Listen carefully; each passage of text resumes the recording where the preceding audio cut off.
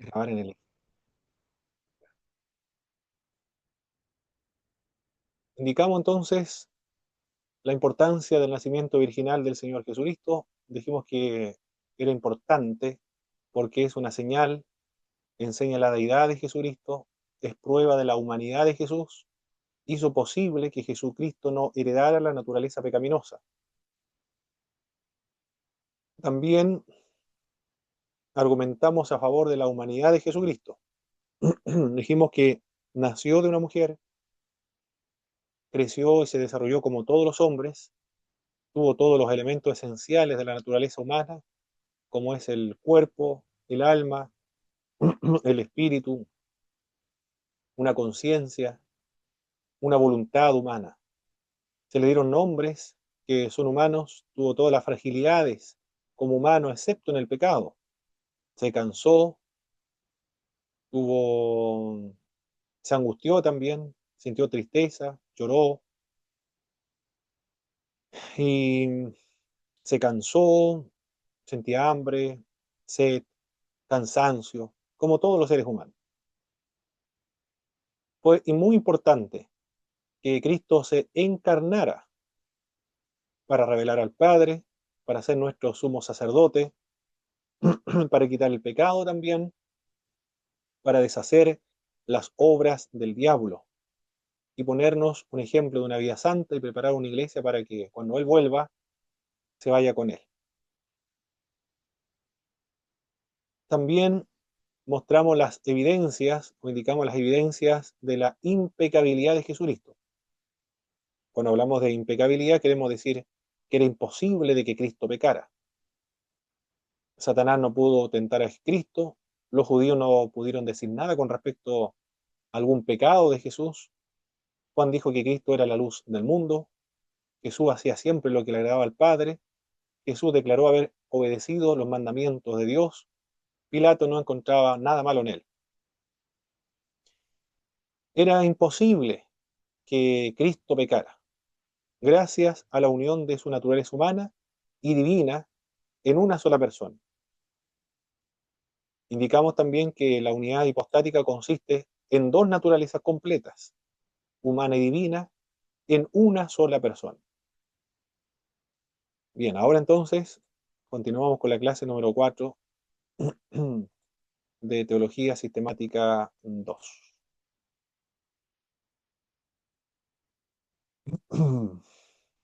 Bien,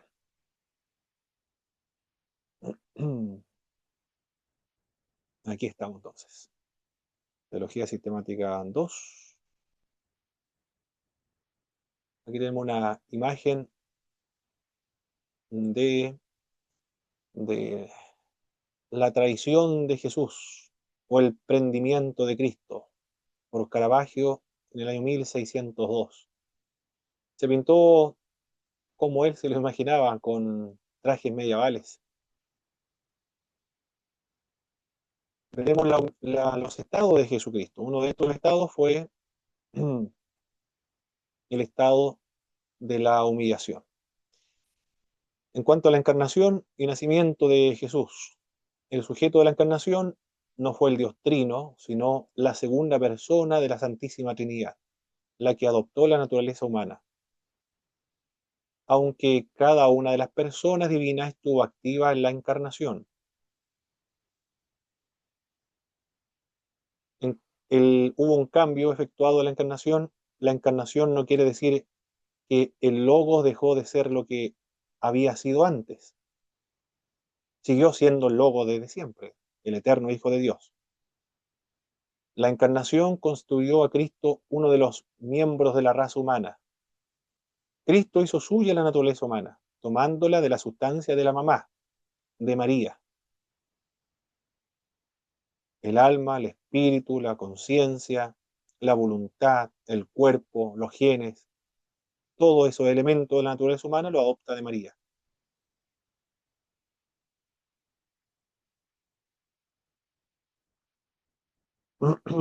Y aquí vamos a responder la pregunta que me había planteado el hermano Alazar en la primera parte con respecto a los atributos de la deidad durante el periodo de la humillación. ¿qué ocurrió con los atributos de la divinidad? Ante estas preguntas se han planteado varias respuestas. Ponga atención, pueden ir ustedes escribiendo la respuesta que se han dado sobre esta pregunta. ¿Qué ocurrió con los atributos de la divinidad? Porque en algunos casos Jesucristo tenía todo conocimiento, sabía lo que estaban pensando los fariseos, por ejemplo. Pero por otra parte no sabía cuándo iba a venir, no sabía dónde estaba sepultado Lázaro, tampoco sabía quién lo había tocado. Bueno, eso es lo que vamos a responder ahora. ¿Qué ocurrió con los atributos divinos en la persona de Jesucristo cuando Él se encarnó? La primera respuesta que se ha dado ante esta pregunta. El Señor abandonó sus atributos divinos. Estas son respuestas que se han dado. No estoy presentando la respuesta correcta, simplemente las distintas respuestas que se han dado. Ahí usted después me va a indicar cuál de todas estas respuestas es más consecuente con lo que usted ha leído en las Sagradas Escrituras. La primera respuesta entonces, el Señor abandonó sus atributos divinos. Es decir, cesó de ser Dios, pasando de ser Dios solo a un hombre. Esta es la teoría kenótica, es decir, se vació de Dios y asumió solamente la naturaleza humana. La segunda respuesta que se da a esta pregunta, ¿qué ocurrió con los atributos divinos de Jesucristo cuando se encarnó? El Señor abandonó ciertos atributos divinos, o los naturales o los relativos, pero no todos. Muy complejo sería esta respuesta. Sería una especie de Dios relativo nada más, porque si no tiene todos los atributos sería relativamente Dios. Pero los concilios ecuménicos universales, que fue el resultado de un estudio pero acabado y profundo de las Sagradas Escrituras, de una reunión de teólogos, de obispos, de peritos, de personas expertas en estos concilios, donde hubo debate, discusión, análisis de los textos sagrados, concluyeron que Jesús es perfectamente Dios, perfectamente hombre. Si le faltaban o renunció a algunos de ciertos atributos, entramos en un problema. No sería 100% Dios, entonces sería parcialmente Dios. Un semidios, parecido a lo que indicaban los arrianistas. La tercera respuesta que se ha dado. Jesús abandonó el ejercicio independiente de sus atributos divinos. Esto no significa que Él dejara de tener algunos o todos los atributos divinos, sino que voluntariamente abandonó la capacidad de ejercitarlos Él solo. Utilizó sus poderes divinos como para hacer milagros, saber el pensamiento de los demás, pero al ejercer este poder tenía que pedir al Padre que le permitiera hacerlo. Las dos voluntades, la del Padre y la voluntad del Hijo, eran necesarios para que él utilizara estos atributos. Como una caja fuerte, por ejemplo. Necesita la llave del banco y necesita la llave del cliente del banco para abrir esa caja fuerte. Así también para que Cristo Jesús pudiera utilizar o ejercitar esos atributos divinos, necesitaba tanto la voluntad del Hijo como la del Padre. El Padre la autorizaba para que Él les transmitiera la información en su aspecto divino, le transmitiera esa información a su naturaleza humana para que Él pudiera ejercer esos atributos. Cristo continuaba con todos sus atributos, pero estaba en la parte inconsciente de su personalidad. No la podía devolverle a la parte consciente sin la ayuda del Padre. Esa es la respuesta número 3 que se ha dado acerca de qué ocurrió con los atributos divinos cuando Cristo se hizo carne. La cuarta respuesta que se ha dado. Cristo abandonó los atributos divinos. Esto significa que conscientemente Cristo, a pesar de ostentar los atributos, determinó no usarlo. Es decir, se negó a utilizar los atributos divinos. Y la última explicación que se ha dado ante esta pregunta es que aunque Jesús seguía teniendo los atributos divinos, actuaba como si no los tuviera. En otro sentido, Jesús simulaba no emplear estos atributos divinos. 5 respuestas han dado a esta pregunta. ¿Cuál le parece a usted, mis queridos hermanos, que es la más consecuente con lo que usted logra ver y apreciar en las Sagradas Escrituras?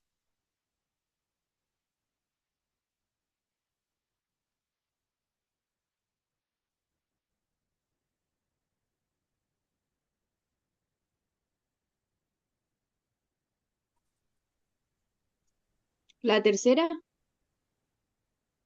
La tercera, dice la hermana Gisela, muy bien, hermano Cristian. No, le iba a comentar que el último es similar, hermano, al pasaje cuando Caín mata a Abel. Dios le pregunta a Caín, ¿dónde está su hermano? Siendo que él tiene todo conocimiento, se puede interpretar de la misma manera de que él ocupaba o no ocupaba los atributos cuando quería o no quería, en relación Muy bien, al quinto pasaje. perfecto. Esta pregunta son contextos distintos, hermano Cristian, pero preguntas divinas. En Génesis, en Génesis. Son válidas para tratar de dilucidar y despejar ciertas dudas. No son para sacar información, son para sacar o extraer confesión. Porque la primera pregunta le dice que Dios a Adán, ¿dónde estás? ¿Acaso no sabía dónde estaba? Obviamente que sí, sabía dónde estaba. Entonces, ¿por qué le pregunta? Para que confiese, no para que entregue información, porque Dios ya lo sabía ya. Por eso Dios le dice, ¿acaso has comido del fruto del árbol del cual yo te dije no vas a comer de él? Y cuando le pregunta a Caín también, no es para sacar información, es para extraer de Caín una confesión. Los dos fracasaron, no, los dos no respondieron la pregunta. Por lo tanto, serían contextos distintos. Acá realmente, Cristo no sabía quién le había tocado, Cristo no sabía dónde estaba el cuerpo de Lázaro, y Cristo no sabía, en su aspecto humano, por supuesto, en su conciencia humana, cuándo iba a ocurrir la segunda venida.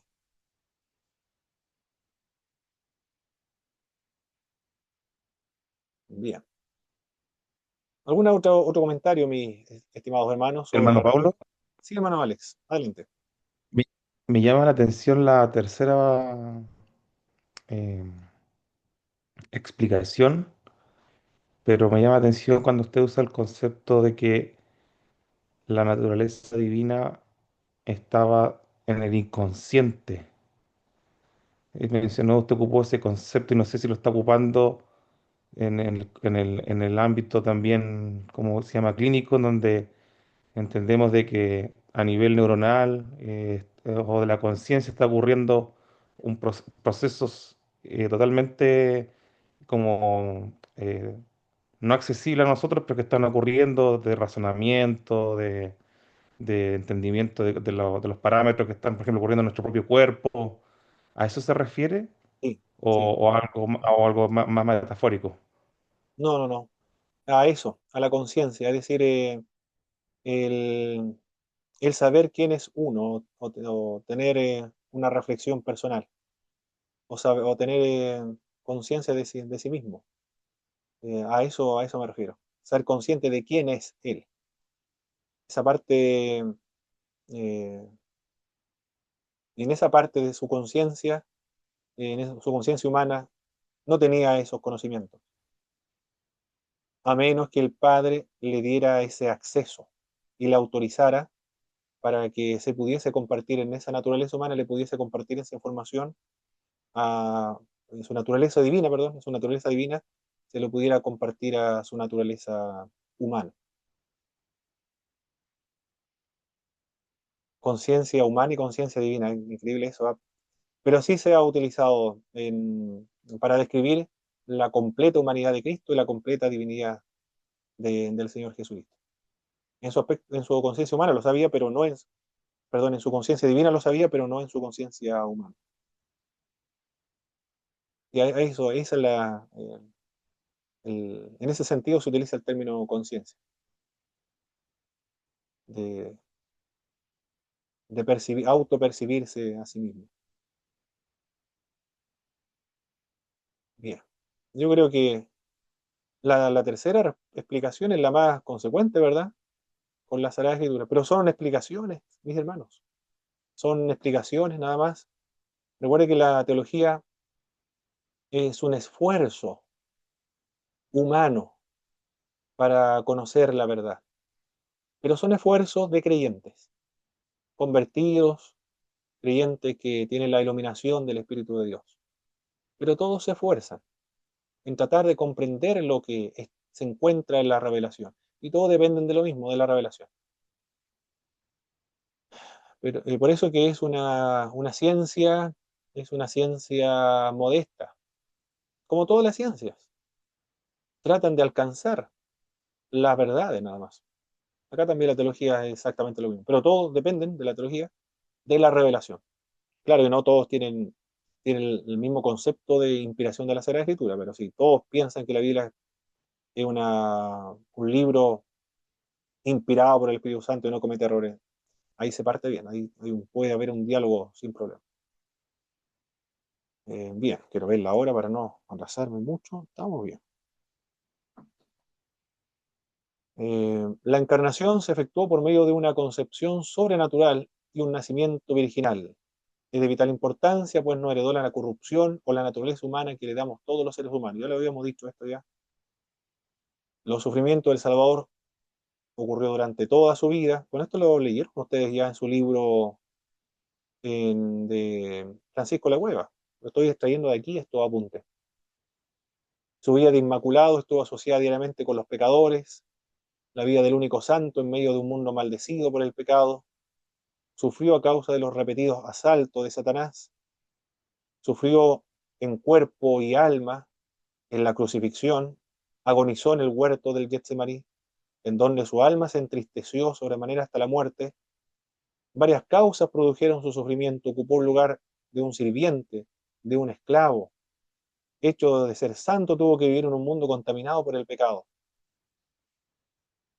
Las privaciones de la vida, las tentaciones del diablo, el odio del pueblo, el maltrato, las persecuciones a las que estuvo sujeto, todo eso fueron lo que causó el sufrimiento de Jesucristo.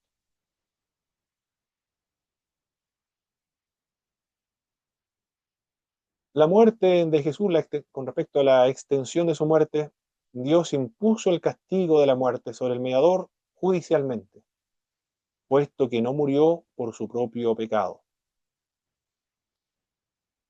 La muerte tuvo un carácter judicial. Era necesario que Cristo no muriera por muerte accidental, por mano de un asesino, sino bajo la sentencia judicial romana. Dice Joseph Ratzinger en una de sus triadas, son 3 libros que él tiene, Jesús de Nazaret. Y en uno de sus libros indica que la ley romana era la más elevada de la antigüedad. Y hasta el día de hoy todos los abogados tienen que leer el derecho romano, que era una de las más elaboradas de la antigüedad. Y además que se encuentran bajo el imperio romano. Ese imperio, con sus leyes elaboradas, en la persona de uno de sus agentes, que era Pilato, lo declaró inocente. Pero a pesar de eso, por compromisos políticos, porque él andaba buscando no la justicia, sino que andaba buscando una especie de paz ficticia, una especie de pacificación de los ánimos, como el pueblo pedía la crucifixión de ese hombre inocente, y así evitar una revuelta generalizada en Jerusalén, entonces cortó por lo más sano. No importa que sea inocente, le vamos a dar lo que la gente quiere para evitar un conflicto superior. Entonces lo vamos a crucificar. Y en esa crucifixión, en esa muerte, en esa sentencia, se condenaba a la justicia misma. Por eso que los profetas decían que la justicia del hombre es un trapo de inmundicia, porque a pesar de haberlo considerado y declarado inocente, mataron a un justo. Y murió colgado en un madero, porque la ley de Moisés decía que maldito es todo aquel que es colgado de un madero, para llevar la maldición que había sobre todos los seres humanos. Esta muerte de Jesús fue una muerte voluntaria. No le quitaron la vida, sino que actuó de acuerdo al tiempo en que estaba determinado, que así ocurriera.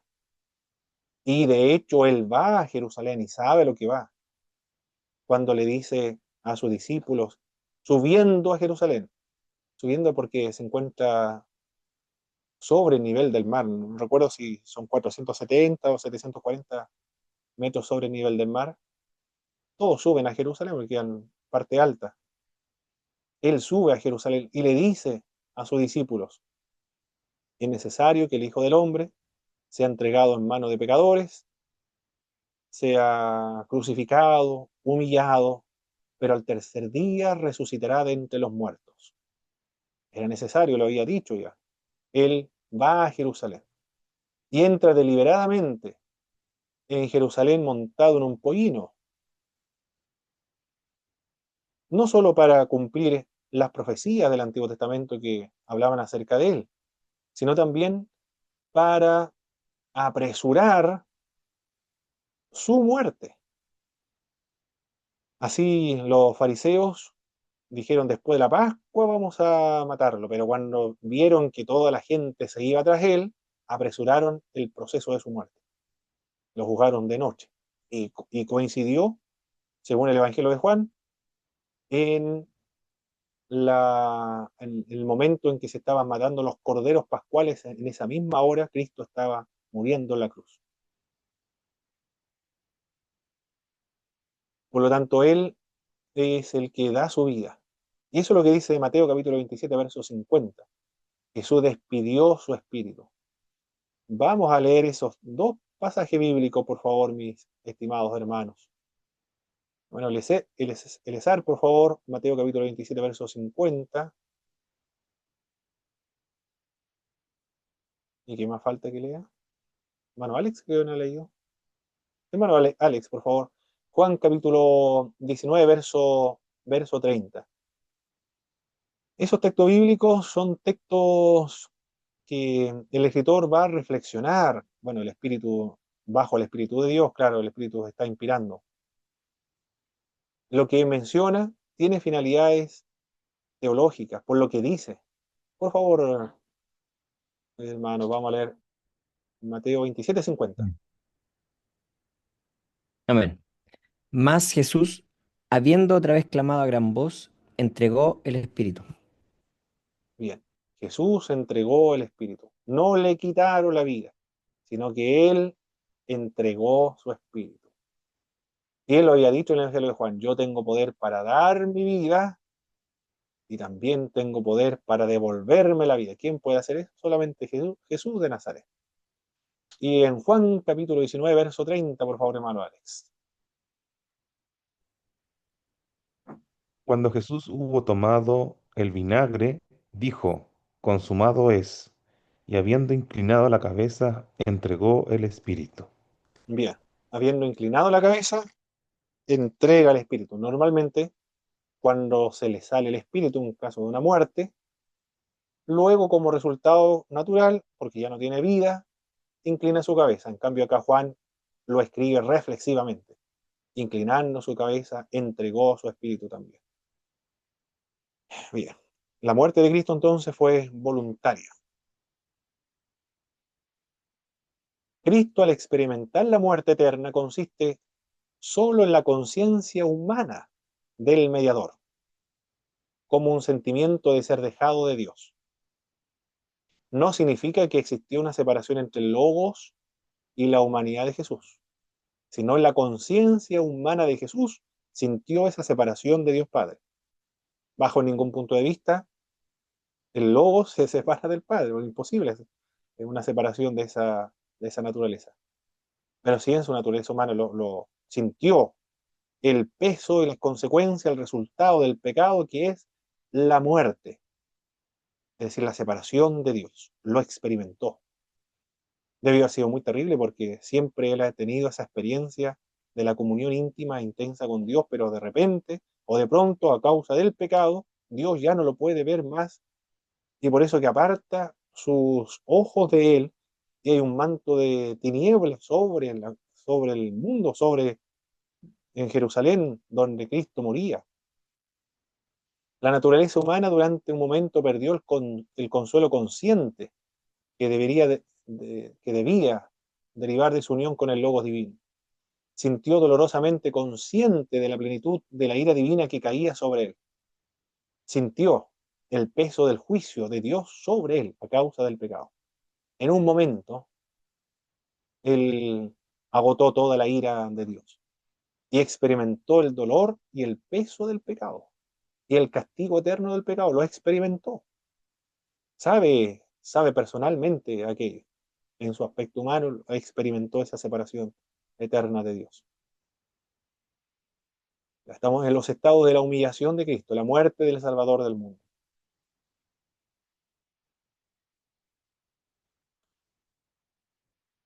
La crucifixión ahora.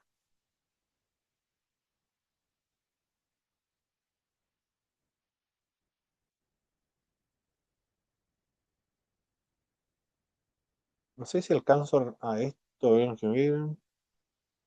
quería tenerme en la otra. Pero con respecto a las distintas interpretaciones de la muerte de Cristo, algunos dicen que,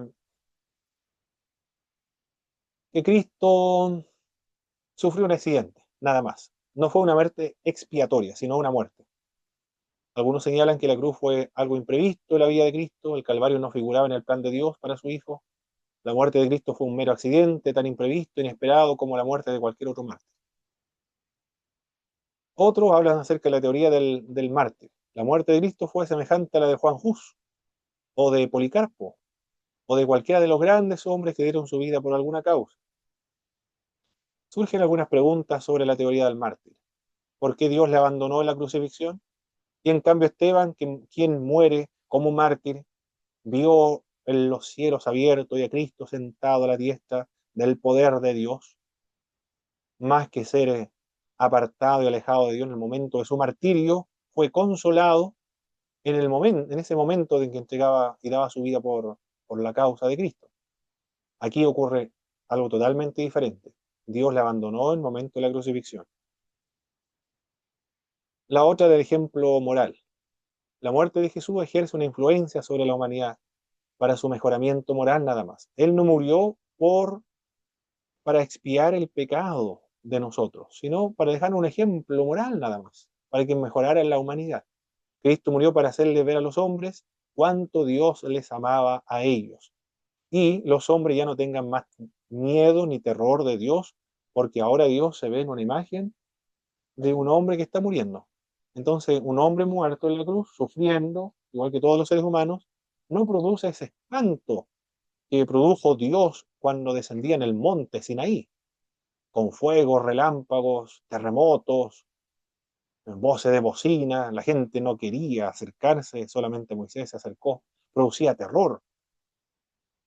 Isaías cuando ve la visión dice, ay de mí que soy muerto porque siendo un hombre inmundo de labio han visto mis ojos al rey Jehová. Bueno, ahora resulta que Dios no se presenta de esa forma, sino que se presenta como un hombre sufriente. Entonces ahora ya no produce ese terror, sino que produce un ejemplo de, de amor de Dios hacia los seres humanos. La otra es la teoría de comercial. Según esta teoría, el pecado mancha el honor divino, por lo tanto, se debe pagar. ¿Y a quién se le paga? Al diablo. Esta es la teoría clásica de la teoría comercial. Se utiliza en 1 Corintios 6:20. Hemos sido comprados por precio. Orígenes de Alejandría pregunta, ¿de quién hemos sido comprados? Hemos sido comprados de aquel a quien servíamos, decía Orígenes. Es decir, fuimos comprados al diablo. Dios le compró al diablo toda la humanidad. El diablo pidió como precio de nuestro rescate la sangre de Cristo. No puede pagarse a Dios el rescate porque no se puede pagar a sí mismo. Más bien debe haber sido pagado al maligno, porque él era el que nos tenía cautivos. Dios engañó a Satanás, o más bien Satanás se dejó engañar a sí mismo al pensar que podía ser dueño del alma de Jesús, algo que la resurrección demostró imposible. Satanás liberó a la humanidad al creer que podía en reemplazo poseer algo infinito y de mucho más valor que los seres humanos, pero quedó defraudado cuando no pudo retener a Cristo en sus entrañas.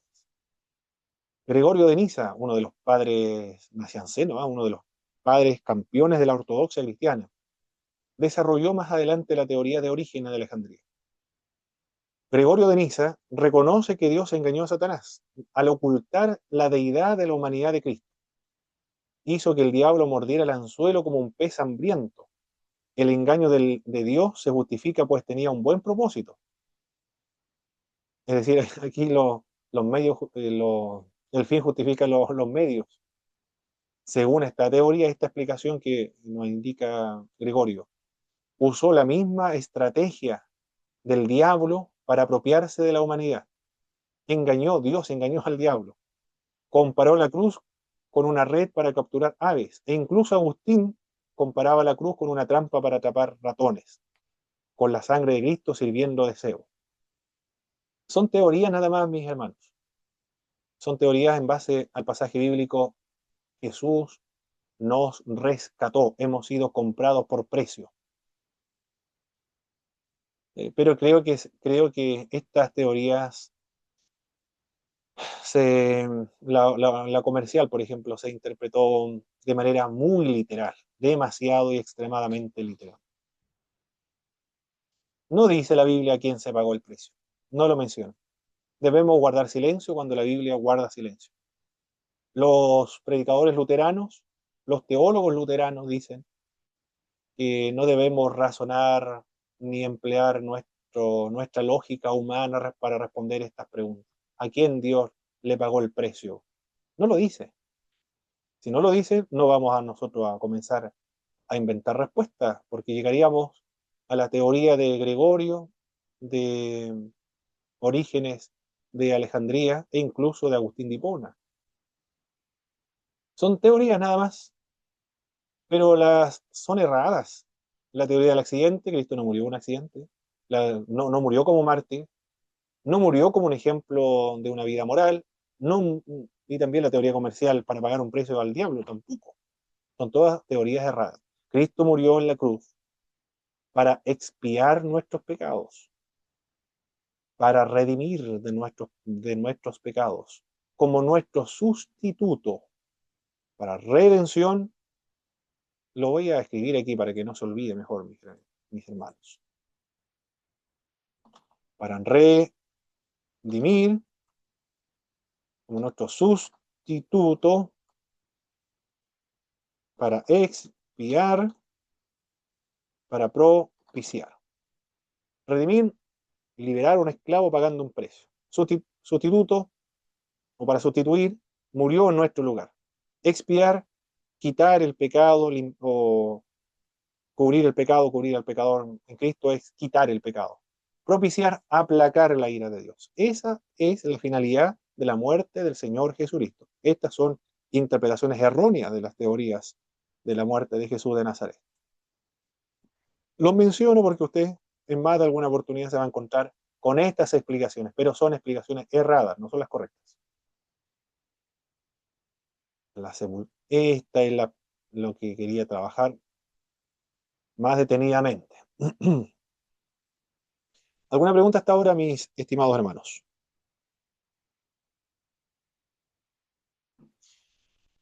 ¿Ninguna? Perfecto. Vamos bien entonces. ¿Está todo claro? Creo que sí. Por favor, mis estimados hermanos, vamos a darle lectura a los siguientes pasajes bíblicos, lo que están viendo aquí en su pantalla. Efesios capítulo 4, verso 9. Primera de Pedro capítulo 3, verso 18 al verso 19. Primera de Pedro capítulo 4, verso 4 al 6. Luego Salmos capítulo 16, verso del 8 al 10.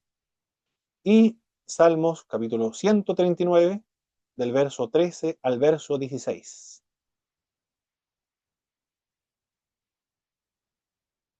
Y vamos a responder a esta pregunta que es muy compleja, por eso que quiero detenerme acá,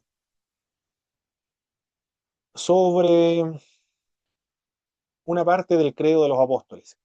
El credo de los apóstoles dice: creo en Dios Padre Todopoderoso, creador del cielo y de la tierra, creo en su Hijo, su único Hijo, que fue concebido por el Espíritu Santo, nació de María la Virgen, padeció bajo Poncio Pilato, fue muerto, crucificado, muerto y sepultado, y descendió a los infiernos.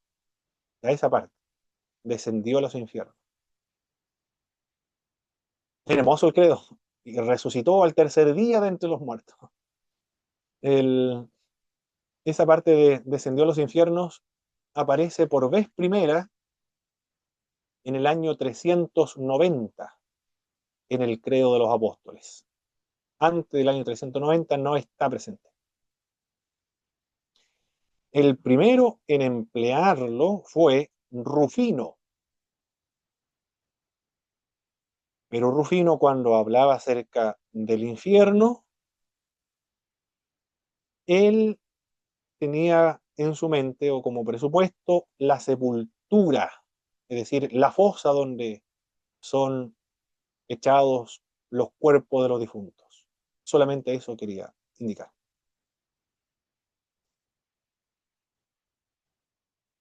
Cuando se habla acerca de infierno, del hada, aquí vamos a explicar algunas cosas. En hebreo, para referirse al lugar donde se van los espíritus de los difuntos, se llama el Seol. En griego, Hades. En latín, infernum, creo que es, algo parecido, inferno. Infernum. Y en castellano, infierno. El castellano viene del latín. Ya.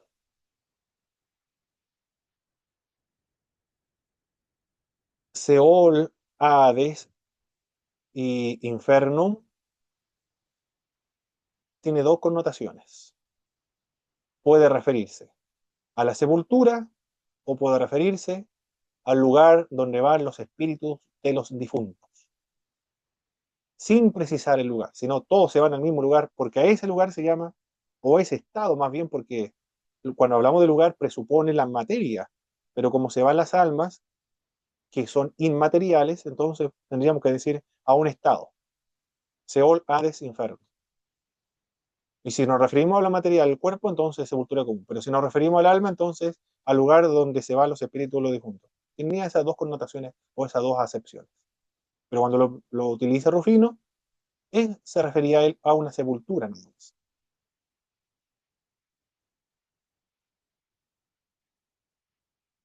El credo no se encuentra en las Sagradas Escrituras. El credo no, la parte del descenso de Cristo a los infiernos. Creo en Dios Padre Todopoderoso, creador del cielo y la tierra, sí, eso está en la Escritura. Pero en la parte de Cristo descendió a los infiernos no se encuentra. Se han utilizado algunos textos bíblicos para indicar que, o justificar, más bien, que el descenso de Cristo a los infiernos tiene sustento bíblico. Y estos son los pasajes bíblicos que normalmente se utilizan. Y eso es lo que vamos a analizar ahora. Por favor, el primero será el de Efesios capítulo 4, verso 9. El que lo tenga, den lectura inmediatamente, por favor, mis queridos hermanos, para no atrasarnos mucho. Tenemos 20 minutos, 18 minutos para trabajar con esta parte. Amén. Efesios. Adelante, hermano Roberto. Y eso de que subió, ¿qué es? Sino que también había descendido primero a las partes más bajas de la tierra. Disculpen, muy bien, vuelvo enseguida. Alguien tomó mi mouse. Tan.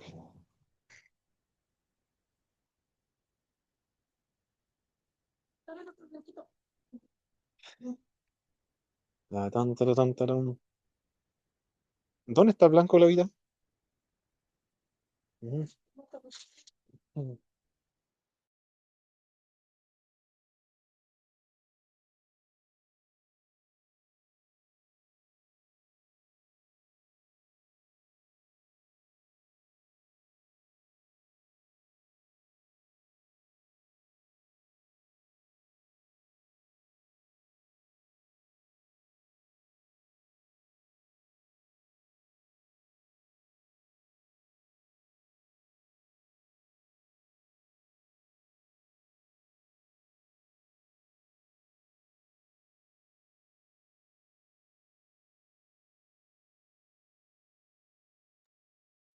Perfecto.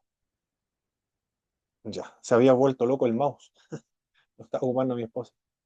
Aquí vamos a cambiar. Entonces habíamos dicho de Efesios. No puedo escribir ahora. ¿Por qué no puedo escribir?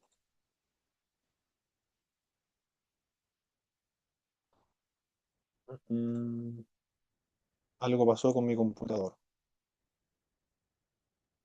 Tu. Ya vamos a tratar de volver. Oh. Creo que tuve un problema con mi computador.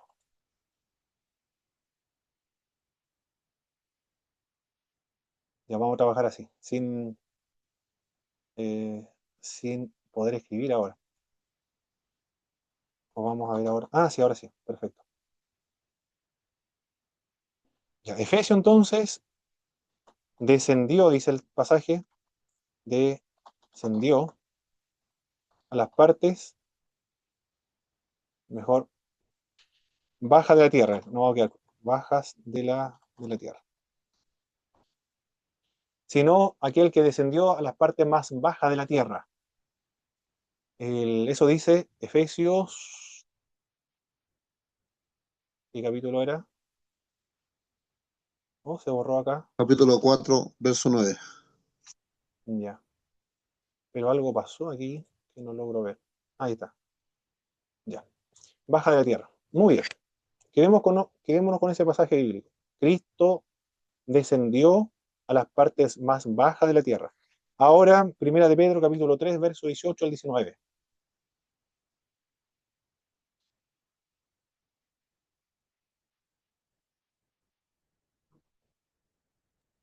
Amén. Adelante, hermano Belezar. Porque también Cristo padeció una vez, una sola vez, por los pecados, el justo por los injustos, para llevarnos a Dios, siendo a la verdad muerto en la carne, pero vivificado en el Espíritu, en el cual también fue y predicó a los espíritus encarcelados. Muy bien. Espíritus encarcelados. Bien. Nos habla acerca de los espíritus encarcelados. Perfecto. El siguiente texto, por favor, mis hermanos. Capítulo 4, verso 4 al 6 de Primera de Pedro.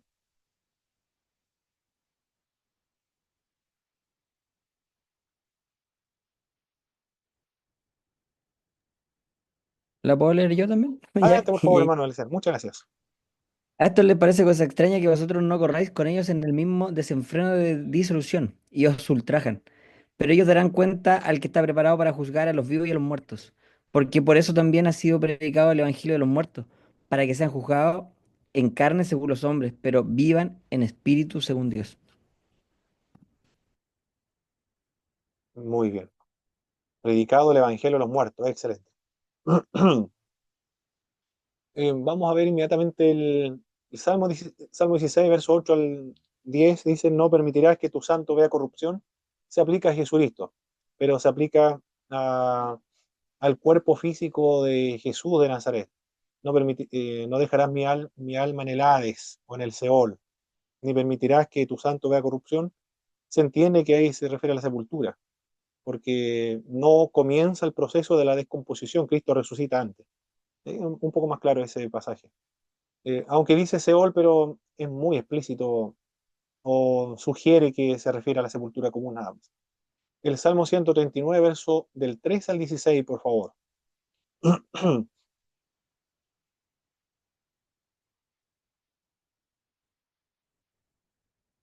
Es el 16. Amén. Dice, porque tú formaste mis entrañas, tú me hiciste en el vientre de mi madre, te alabaré porque formidables, maravillosas son tus obras, estoy maravillado y mi alma lo sabe muy bien. No fue encubierto de ti mi cuerpo, bien que en lo oculto fui formado y entretejido en lo más profundo de la tierra. Mi embrión vieron tus ojos y en tu libro estaban escritas todas aquellas cosas que fueron luego formadas sin faltar una de ellas. Ya. Bien. Entretejido lo más profundo de la tierra. Se está aplicando a David ahí, también se alude a Cristo.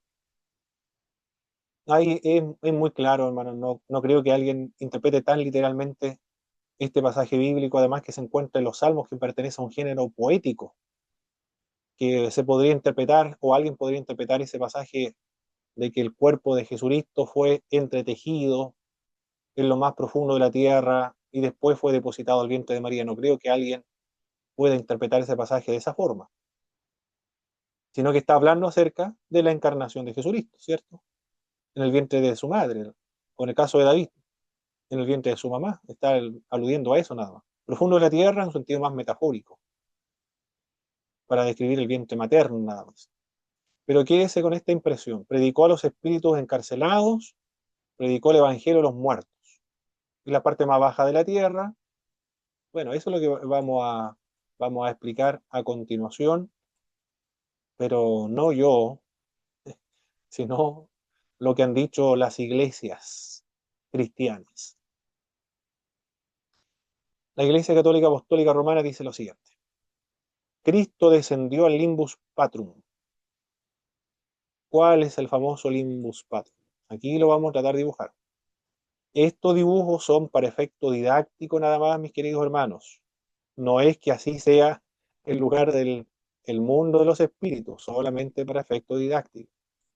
Yo lo puedo hacer así, pero hay otro que lo puede hacer de otra forma, no importa la forma que tenga, es para efecto didáctico tratar de explicar que el Limbus Patrum, voy a poner aquí la cruz para que se entienda que son creyentes, y no sé qué símbolo puedo utilizar para a los incrédulos, acá abajo. Eh,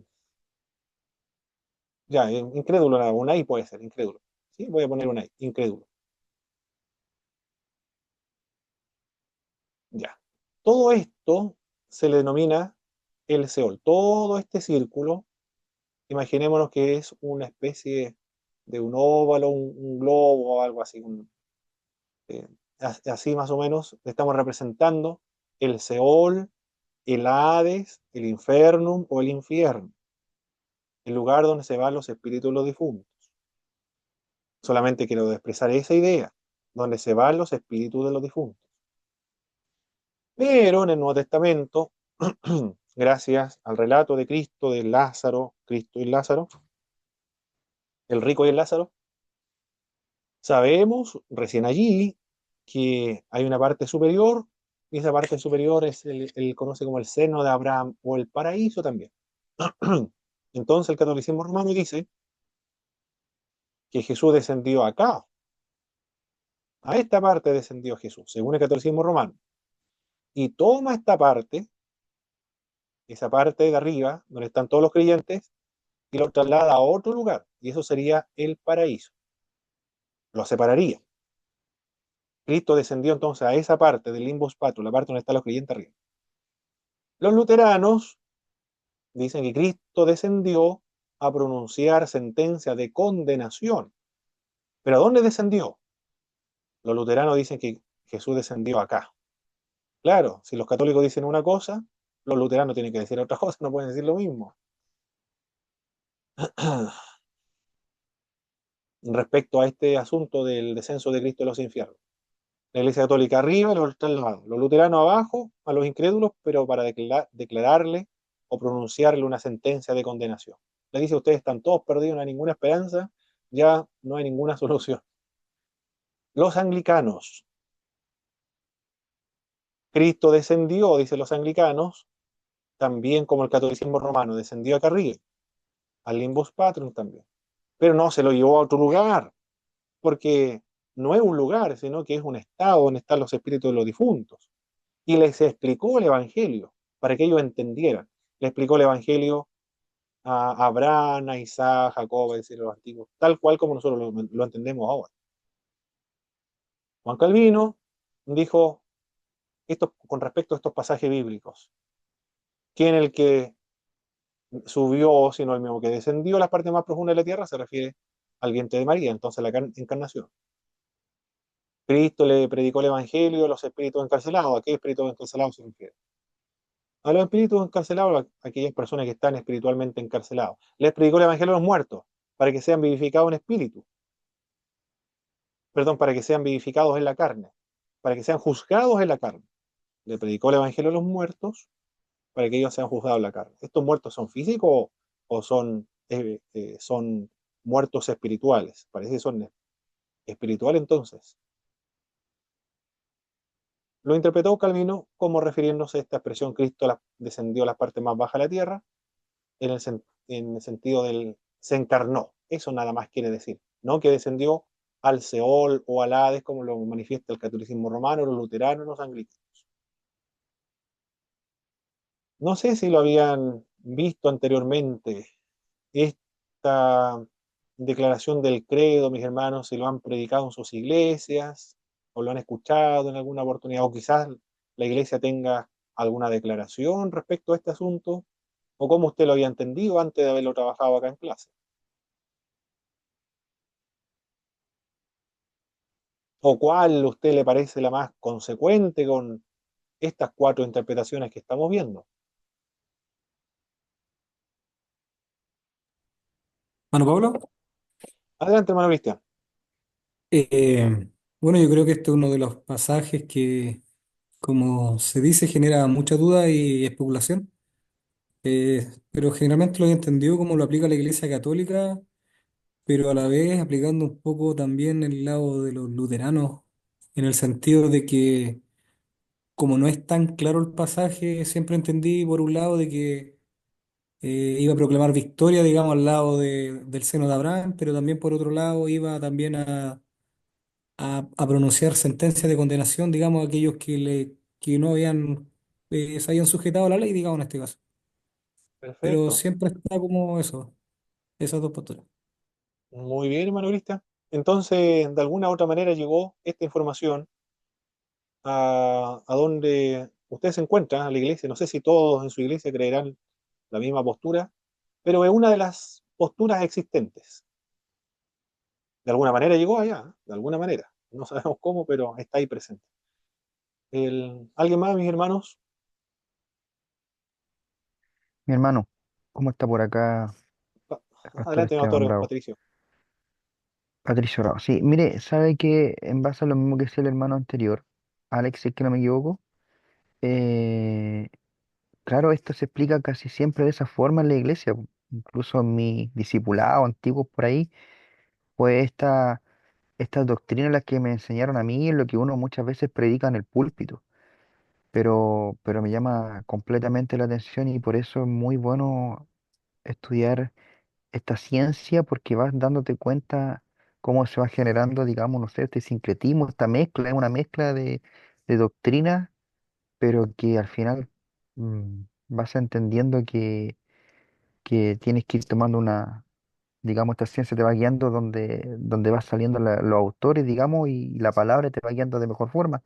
Entonces, Mm, muy importante esto, me estoy dando cuenta ahora. Y lo otro, a modo de acotación, fuimos a un seminario hace poco del doctor Charles Stanley y se armó un debate tremendo en base a este tema, con muchos Mm, pastores que ven ahí, pero con este tema en base a si las personas que fallecieron tienen conciencia o no. Y estuvo, pero tremendo, eh, tremendo, tremendo.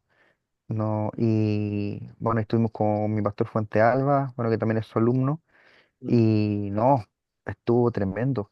También sí podía hacer una referencia un poco a eso, mi hermano, porque ahí en base al debate que hubo, igual no quedamos más o menos satisfechos con todos los que argumentaron. Entonces, y va dentro de lo mismo que usted está enseñando aquí, po.